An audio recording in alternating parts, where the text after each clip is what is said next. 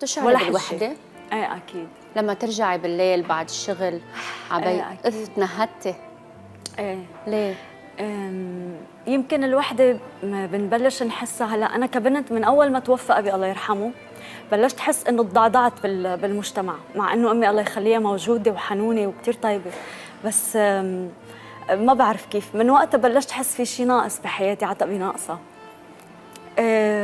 يمكن بحس كاركتر، ما بعرف، يمكن هو بالسيتويشن الحقيقي، بالوضع الحقيقي هو يمكن ماني وحيدة. يمكن في اشياء بحسها ناقصتني هي اللي محسستني بالوحده، لاني انا لسه عم بركض لشيء ما بعرف شو هو، بدي اوصل لمحل يمكن لسه ماني عارفاني وين او كيف. بس لما تدخلي على الغرفه بين اربع حيطان وحيده بتجي لتنامي على المخده، أكيد شو الافكار اللي بتجول براسك والمشاعر اللي بتحسيها؟